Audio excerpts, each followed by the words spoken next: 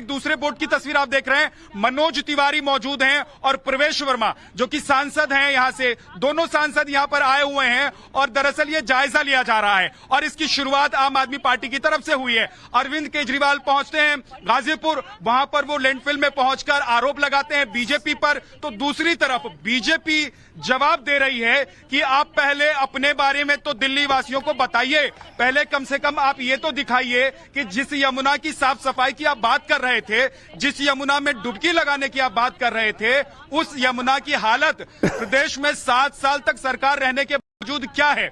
आप तस्वीरों में यहां पर देखेंगे कि मनोज तिवारी है और प्रवेश वर्मा दोनों यहां पर मौजूद हैं और वो भी यमुना के बीचों बीच बोट पर सवार हैं और दरअसल जायजा लिया जा रहा है कि अभी तक जो करोड़ों रुपए यमुना के नाम पर दिए गए हैं, जो करोड़ों रुपए खर्च किए गए हैं, वो करोड़ों रुपए पानी में कैसे बह गए। देखिए, थोड़ा सा ये भी समझने की कोशिश करते हैं कि यमुना की हालत ऐसे कैसे हो जाती है। 22 किलोमीटर का ये पूरा स्ट्रेच है दिल्ली में यमुना जहां से बहती है और नजफगढ़ नाला जिससे सबसे ज्यादा यमुना प्रदूषित होती है, 74%, 70 से 74% के आसपास का जो प्रदूषण है वो नजफगढ़ नाले से यहां पर यमुना में आकर मिलता है और वही प्रदूषण इस पूरी यमुना को प्रदूषित कर देता है। अब सबसे बड़ा सवाल ये है कि चुनावी वादे होते हैं, आप एक दूसरे पर आरोप और प्रत्यारोप लगाते हैं, सवाल उठाते हैं, लेकिन आप अपने अंदर झांक कर क्यों नहीं देखते। जिस काम को आपने 5 साल में करने का वादा 2015 में किया था वो 2022 तक पूरा क्यों नहीं। और ये दिल्ली की जनता आज इसलिए भी पूछ रही है, देश के लोग देख रहे हैं, आखिर अब छठ का पर्व आ गया है, एक दिन के बाद खरना है और आप देखेंगे तस्वीरों में कि आपको दिल्ली की तस्वीर, यमुना की तस्वीर बिल्कुल भी बदली हुई नजर नहीं आएगी। ये देखिए, ये झाग है और इस झाग में आकर आप डुबकी लगाएंगे। अब जरा सोचिए कि जो पर्व करने वाली महिलाएं होती हैं या पुरुष होते हैं जो आते हैं नदी के किनारे पूजा करते हैं और नदी में डुबकी लगाते हैं, वो क्या इस केमिकल वाले पानी में डुबकी लगाएंगे और डुबकी लगाएंगे तो क्या हो सकता है उनके साथ, इसका अंदाजा आप लगाइए। मुझे तो इस पानी में हाथ लगाने से भी डर लग रहा है और ऐसा लग रहा है कि अगर हाथ लगाएंगे तो इसका केमिकल कहीं मेरे हाथ में एलर्जी ना कर दे और या फिर कोई मुझे बीमारी ना हो जाए इस पानी की वजह से। तो आप अंदाजा लगाइए कि इस वक्त दिल्ली में किस तरीके से राजनीति हो रही है, कैसे आरोप लगाए जा रहे हैं, लेकिन अपने कॉलर में झांकने की कोशिश नहीं हो रही है। आखिर यमुना की हालत क्यों है, यमुना की इस हालत के लिए जिम्मेदार कौन है और 7 साल होने के बावजूद आखिर यमुना की स्थिति क्यों नहीं सुधरी।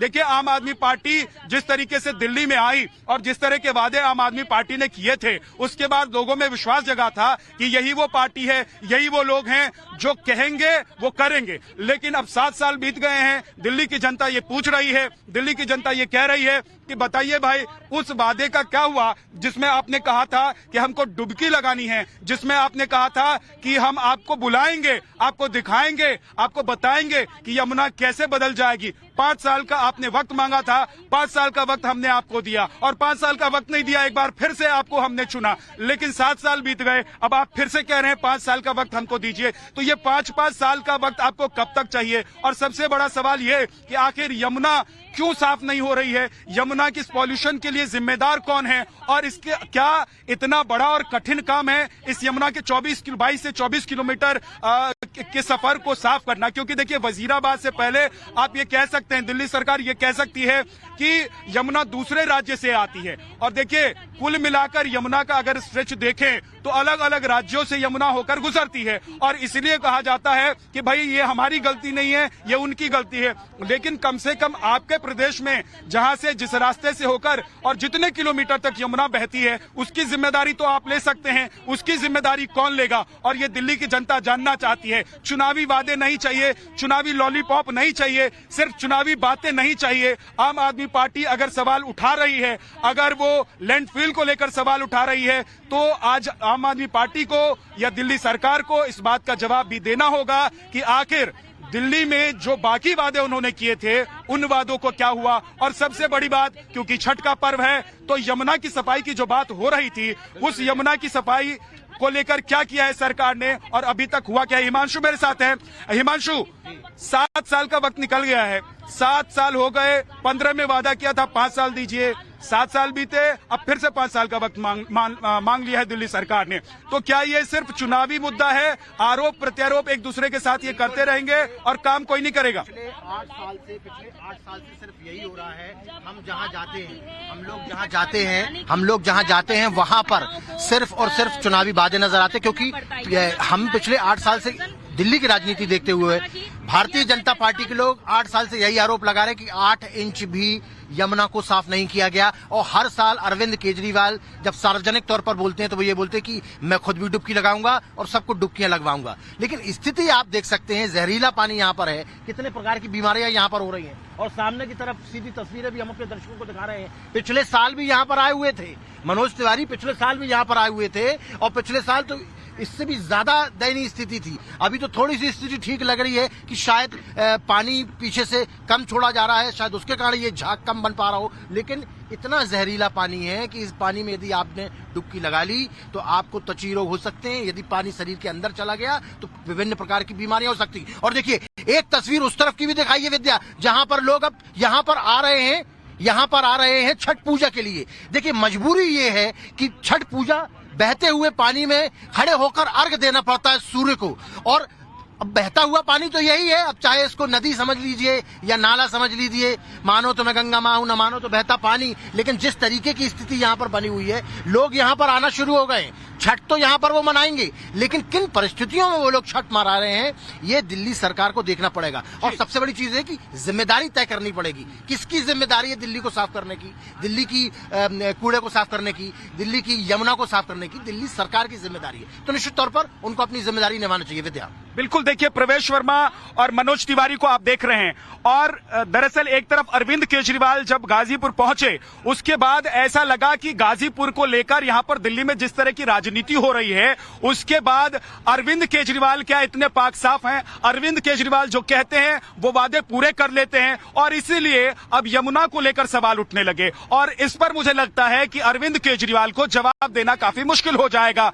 एक तरफ 2 सांसद इस वक्त दिल्ली के यमुना के गंदे पानी में बोट पर सवार हैं, तो दूसरी तरफ बोट पर हम सवार हैं। टाइम्स नाउ नवभारत यहां पर मौजूद है और हम आपको तस्वीर दिखा रहे हैं। और आपको मैं तो ये कह रहा हूं, जो व्यूअर्स इस वक्त हमें देख रहे हैं, जो हमारे दर्शक हमको देख रहे हैं, और दिल्ली के लोगों से मैं ये कहता हूं कि आप खुद ही तय कीजिए।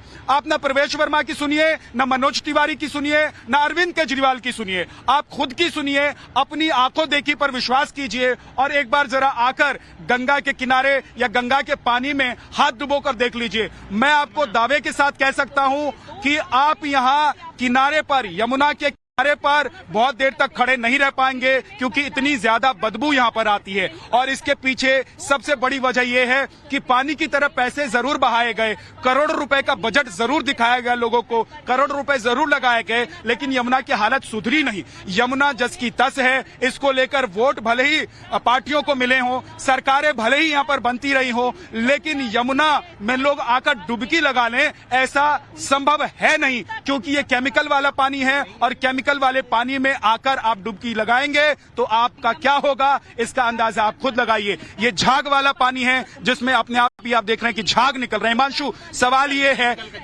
सवाल ये है कि केमिकल यहां पर आता है, जो फैक्ट्रीज के वेस्ट हैं वो इसमें आते हैं। नजफगढ़ नाले को कहा जाता है कि 70 से 74% तक प्रदूषण वही इसको करता है, प्रदूषित करता है। तो फिर ऐसी कौन सी बात है कि अरविंद केजरीवाल 7 साल लग गए, अभी तक यमुना में कुछ नहीं कर पाए?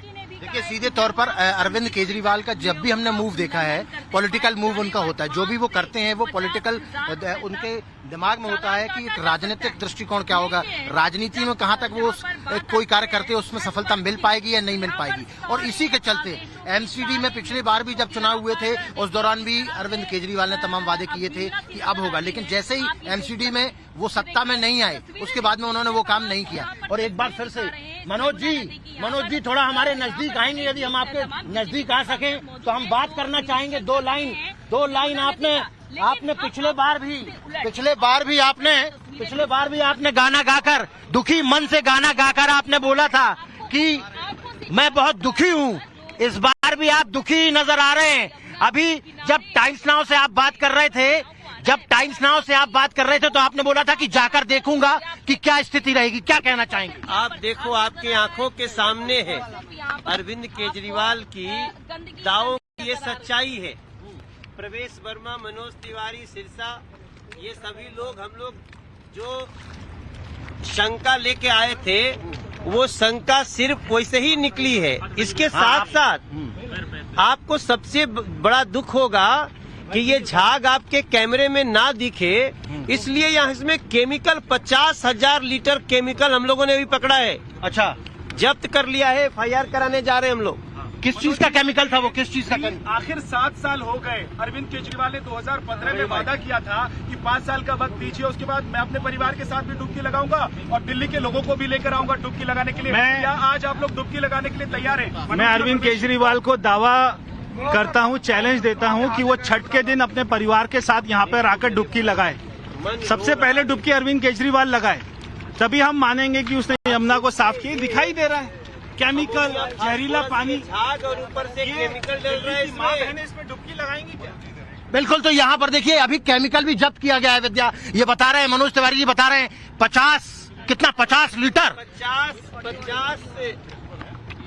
कितना लीटर लगभग 50,000 से ज्यादा है। 50,000 लीटर, 50,000 लीटर, 50,000 लीटर केमिकल है, जहर लेके आए हैं माँ यमुना में डालने के लिए। क्यों? अपनी माँ के खाने में जहर डालता है ताकि ये जो गंदगी है इसकी झाग दब जाए, और जहर डाल रहे हैं झाग दबाने के लिए। लेकिन उसके अंदर जब माँ बहन स्नान करेंगी तो जहर में स्नान करेंगी। शहर में स्नान करेंगी। तो यहाँ पर देखिए, यहाँ पर मनोज तिवारी यहाँ पर बोट पे बैठे हुए हैं, प्रवेश वर्मा बैठे हैं, सिरसा बैठे हुए हैं, तमाम भारतीय जनता पार्टी के लोग बैठे हुए हैं। पिछली बार भी एक 2 लाइन चाहेंगे कि 2 लाइन हमारे दर्शकों को दुखी मन से ही सही, लेकिन 2 लाइन गाकर सुना दीजिए, शायद उन लोगों के कानों तक ये बात पहुंच जाए कि क्या कहना चाहते हैं आप लोग।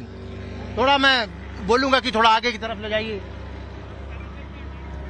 तो देखिए, ये हम आपको तस्वीर इसलिए दिखा रहे हैं ताकि सच्चाई का अंदाजा आपको लग सके। मैं तो साफ कहता हूं, देखिए, और टाइम्स नाउ नवभारत, हम आपसे कहते हैं कि आप किसी के कहे पर मत जाइए, किसी के वादे पर मत जाइए, कौन क्या कर रहा है उस पर मत जाइए।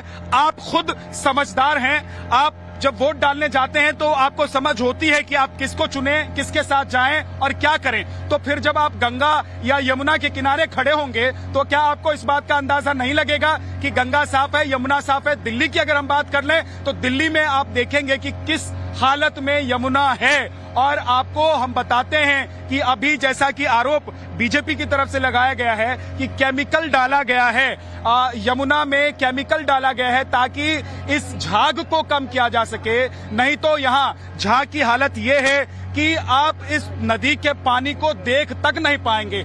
इसकी हालत ये है कि आप यहाँ आकर खड़े रह नहीं सकते। तो सवाल सीधा सीधा है कि 7 साल गुजर गए हैं, तो आप सवाल कीजिए, क्योंकि आप सरकार में हैं और बीजेपी पर निशाना साधते हैं, लेकिन आप अपनी जिम्मेदारी क्यों भूल जाते हैं? आप अपनी जिम्मेदारी से क्यों भागते हैं?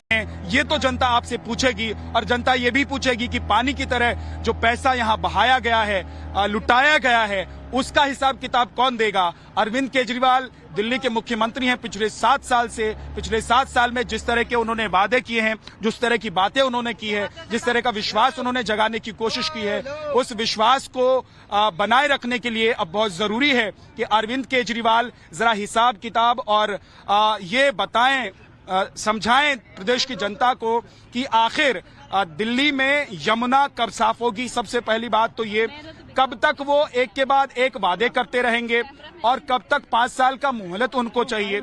और इसके अलावा अभी तक जो पैसा इस यमुना की सफाई पर खर्च किया गया है, वो पैसा जो है वो आखिर जनता का पैसा है, तो उसका हिसाब क्या दिल्ली की सरकार देगी? और दिल्ली की सरकार क्या ये बता पाएगी कि आखिर जो करोड़ों रुपए इस यमुना की सफाई के नाम पर खर्च किए गए, वो गए तो गए कहां? और आखिर यमुना साफ क्यों नहीं हुई? ये जवाब अरविंद केजरीवाल से दिल्ली की जनता जो है वो जरूर मांग रही है।